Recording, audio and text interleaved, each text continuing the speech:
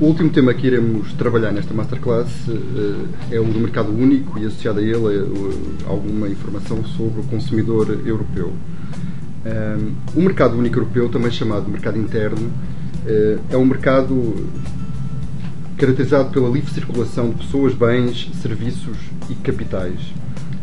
No fundo, é uma abolição das fronteiras à circulação destas bens, pessoas, serviços e capitais na União Europeia. É um processo central, não sei se será o principal processo, o principal político e o principal processo a nível da União Europeia, mas é um processo claramente central, muito bem sucedido, com grandes desafios ainda pela frente, mas muito bem sucedido. E que esteve na base, por exemplo, antecedeu e esteve na base da moeda única, ainda está, e que tem sido alvo e continua a ser alvo de uma grande centralidade no processo de integração europeia. Atualmente, de facto, os cidadãos europeus podem estudar, viver, fazer compras, trabalhar, reformar-se, instalar-se em qualquer país da União Europeia. Podem, em sua casa, usufruir de produtos e serviços que vêm de forma livre de toda a Europa. Podem, no fundo, ver garantidas as condições de concorrência, se quiserem o seu negócio, expandir o seu negócio para outro país da União Europeia.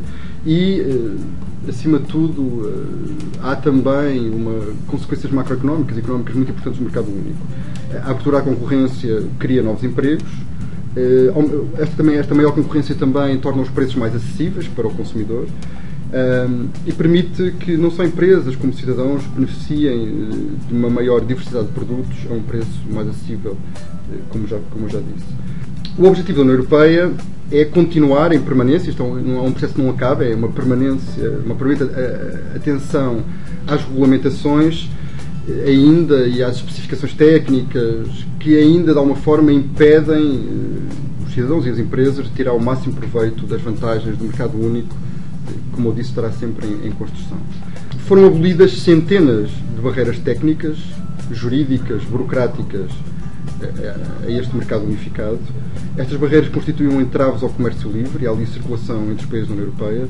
Estima-se que terão sido gerados perto de 3 milhões de novos postos de trabalho devido a este alargamento do mercado e um acréscimo de crescimento económico entre 92 e 2008 de cerca de 2,1%.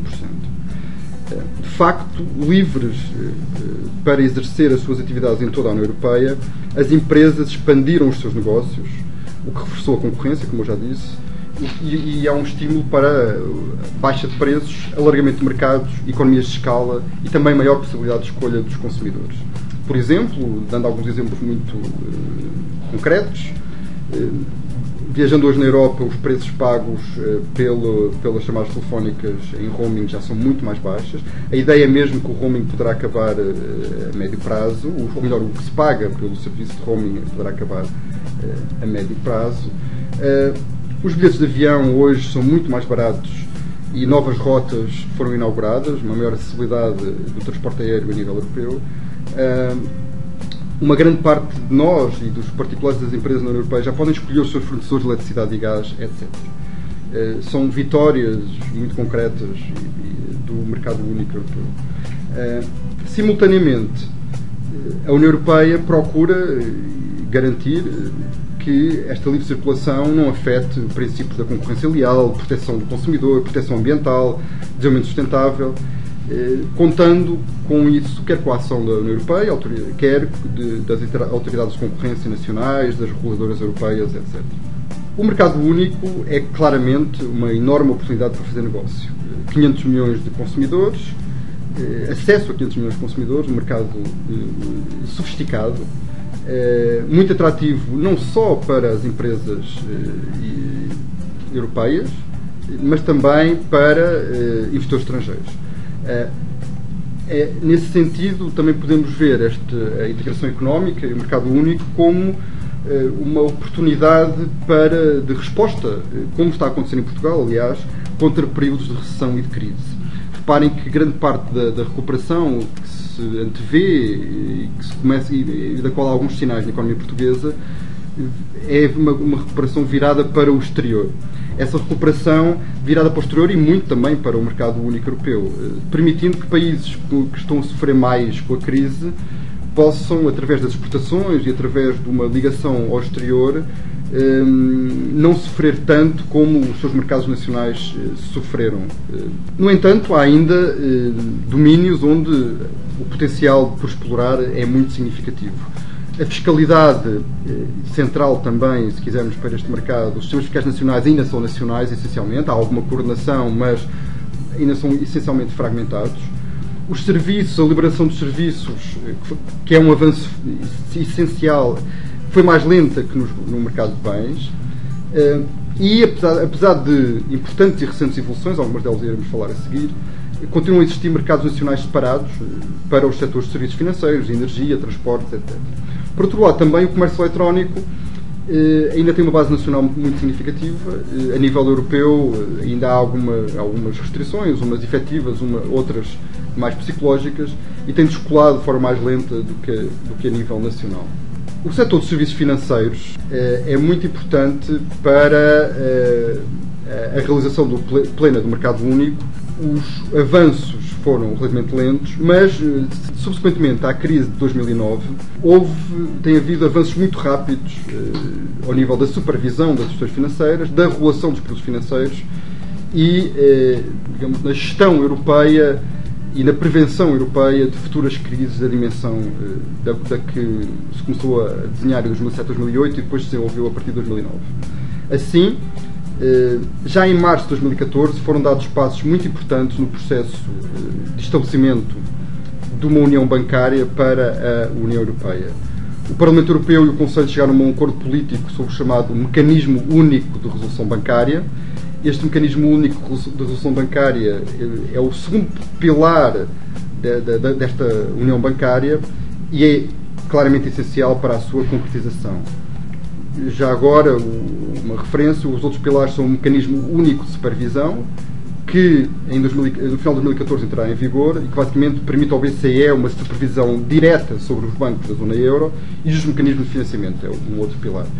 O Mecanismo Único de Resolução Bancária visa garantir no futuro que eventuais falências de bancos e de instituições bancárias na União Europeia, na União Bancária, ou seja, os países membros da União Bancária, que podem ser países membros da União Europeia e até outros países que adiram à União Bancária, da zona euro, peço desculpa, e outros países que adiram à União Bancária, são geridos de forma mais eficaz, ou seja, eventuais falências são geridas de forma eficaz, diminuindo os custos para os contribuintes e, acima de tudo, através da criação de um fundo de resolução único, que essas eventuais falências, que esperemos que não aconteçam, mas ao acontecerem, se acontecer, serão essencialmente financiadas por este fundo de resolução único, que é financiado por si via bancos, e sendo essas falências essencialmente pagas por esse fundo via bancos e pelos credores que existam, e menos pelos contribuintes europeus, sendo que, dessa forma, a ideia é a garantia de que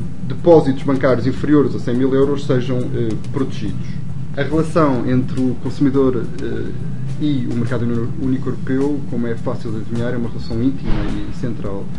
De facto, nesta bem-sucedida, complexa e sempre em construção que é um mercado único, o consumidor europeu tem um lugar central e a União Europeia tem vários mecanismos que tentam garantir os seus direitos em diferentes processos e diferentes políticas em curso e a definir. Estes 500 milhões de consumidores europeus são, simultaneamente, alguns dos principais beneficiários do mercado e também quem exige essa proteção quando, por exemplo, vota nas eleições europeias, etc. A sua proteção é essencial e a União Europeia tem, como eu disse, desenvolvido um conjunto de mecanismos, processos que tentam garantir essa proteção. A política europeia prossegue os objetivos de preservação dos interesses dos consumidores, da saúde e segurança dos consumidores.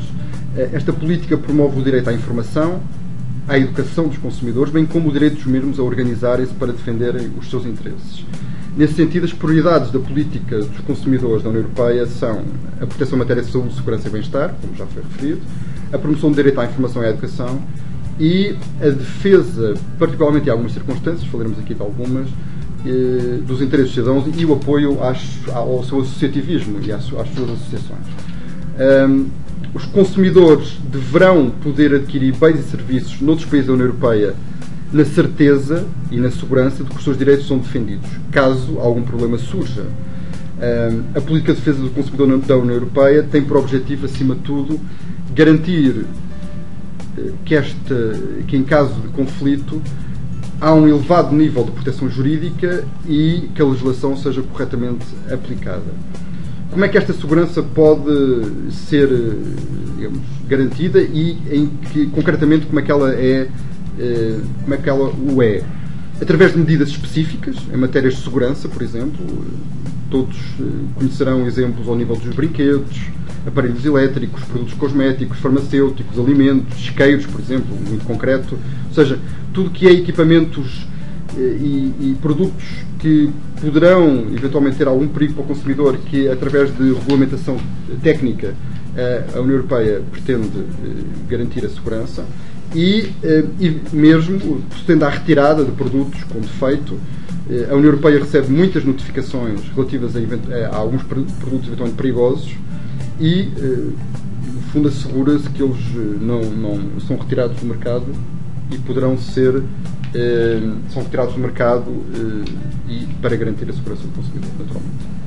Alguns domínios onde a salvaguarda dos interesses gerais dos consumidores é particularmente importante.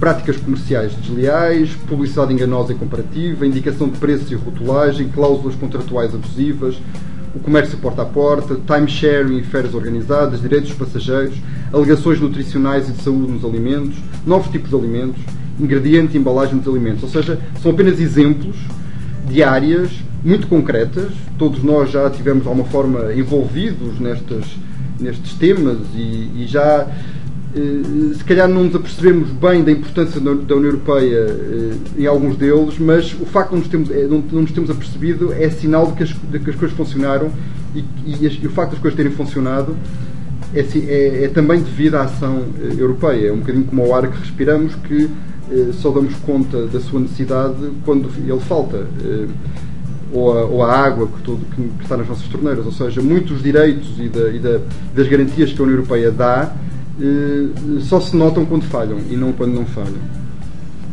Por exemplo, ao nível dos serviços financeiros já aqui falados e do comércio eletrónico, a Comissão propôs diretrizes em matéria não só de boas práticas para o comércio online, como para, ao mesmo tempo, garantir o consumidor, mas também permitir que as empresas possam fazer mais negócio testando, digamos, alguém que garanta e melhore a segurança dessas transações, mas também regras, por exemplo, de acesso ao crédito, ao consumidor, meios de pagamento que não em numerário, a crédito, etc. Por outro lado, a União Europeia tenta garantir sempre os interesses do consumidor em processos de privatização, de liberalização de serviços públicos essenciais. Alguns exemplos: transportes, gás, eletricidade, telecomunicações, serviços postais, com o princípio de que o acesso universal a estes serviços deve existir, ao mesmo tempo garantindo a sua qualidade e a acessibilidade ao nível do preço. Os cidadãos devem ter a possibilidade de obter uma indenização, caso as normas europeias não sejam corretamente aplicadas, e a União Europeia também criou alguns mecanismos gratuitos ou pouco onerosos de resolução de litígios extrajudicial, caso eles surjam, porque muitas vezes os processos judiciais podem ser morosos e ter custos elevados e eles próprios serem uma barreira, nesse sentido, à resolução de litígio de maior ou menor dimensão. As práticas comerciais desleais são ilegais em toda a União Europeia, publicidade enganosa, métodos de venda mais agressivos, assédio, coação, etc.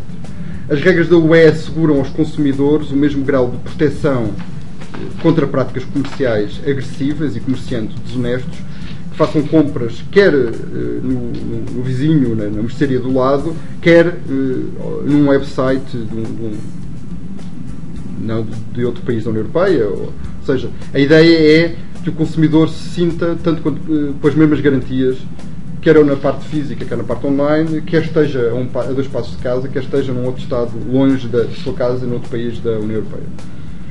Um outro recurso que pode ser interessante para o consumidor, e com certeza, está relacionado com a rede dos centros europeus do consumidor, que podem ser receptores de queixas e também prestadores de informação sobre proteção do consumidor.